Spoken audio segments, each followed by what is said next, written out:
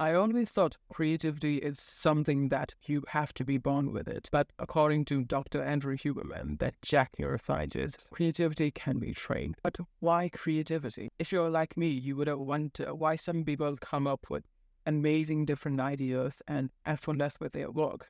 But when you decided to do that exact work, you always feel stuck. I spent the last week watching every Andrew Huberman podcast on creativity, and here's what I learned. If we are trying to be more creative, it's important to understand what creativity is. According to Mr. Huberman, this is his definition. Creativity is a way of interacting with the world or combining or recombining things in the world in a way that appears novel to us and to other people. Basically, it's about combination of existing facts to tell us something truly useful and different.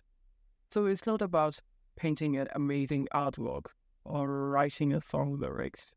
Things that we think of when we think of being creative. Turns out you can be creative anywhere. There are 3 brain networks required for being creative. Default mode network, which is paying attention to inside of our thinking instead of focusing on the sensory outside world.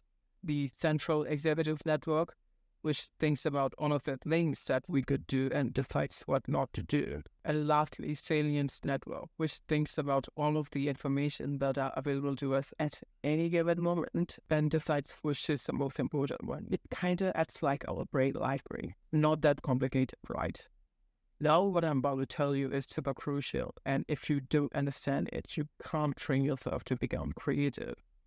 There are 2 components required for being creative: divergent thinking and convergent thinking. Divergent thinking involves taking one simple, what we would call in neuroscience or psychology, stimulus, one image or sound, etc., and trying to radiate out from that as many different divergent situations, properties, characteristics, events, things from that one specific element. Basically, it's about coming up with lots of different ideas in response to a specific stimulus, no matter how unusual or unexpected they are. This is what we mean when we say thinking outside the box. When we engage in divergent thinking, not every idea is creative nor useful to us. They can be random and out of order. Here's where the convergent thinking comes into play. Convergent thinking is, as the name suggests, just the opposite of divergent thinking. Convergent thinking would be, for example, if I give you an image or I tell you the following things. I say wing, water, and engine. The concept that I happen to have in mind is that of a plane that can land on water, right?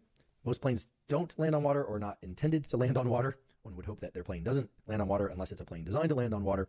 But in this case, a plane that can land on water is one of the very few answers that can combine wing, water, and engine. So it's about combining the ideas that come from divergent thinking to make sense in the real world. We need both to be creative. We need divergent thinking to come up with potential ideas related to whatever it is that we are trying to do. And then we need convergent thinking to go through those ideas and pick the best possible ones to execute. Imagine you have a big project to work on. You sit on a desk and try to do the work, but you try and try and try. Hours pass, you haven't done anything.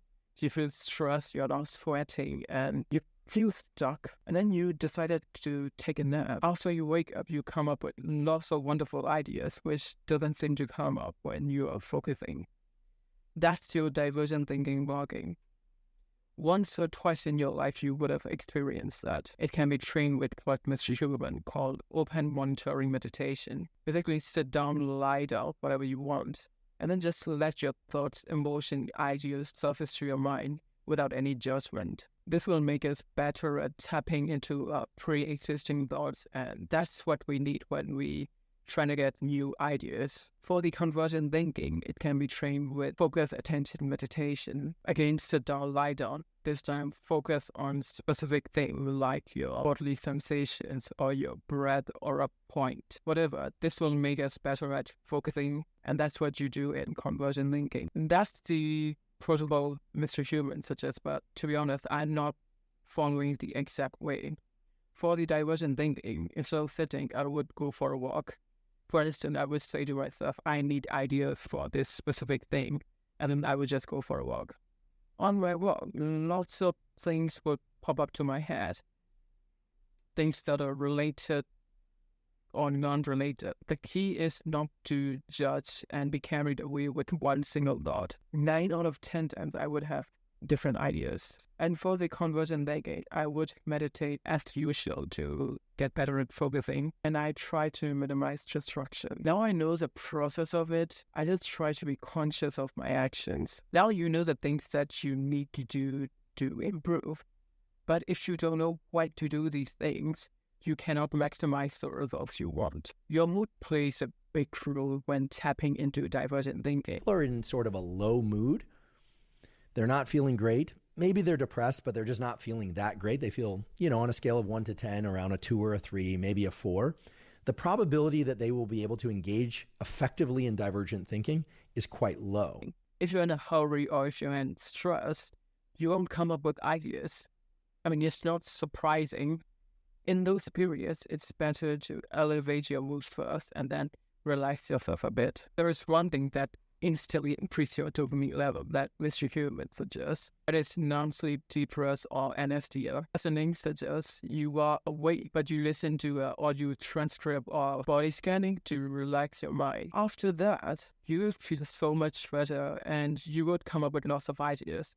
I've experienced lots of times. I mean, I've been doing that for around 6 months now. Before that, I didn't know that is better for creativity. I just do it because it's better for my sleep. For convergent thinking, it's better when you are alert, full of energy and focused. So when you try to be more creative, don't sit on a desk and try to come up with ideas. It won't work. This is something I struggled a lot in the past. It's just go for a walk, have a shower, and listen to NSDR. Do something that makes you relax. Then you would come up with lots of ideas. Only after that, sit on a desk and get the job done and focus. I hope you guys get value from this video and thanks for watching.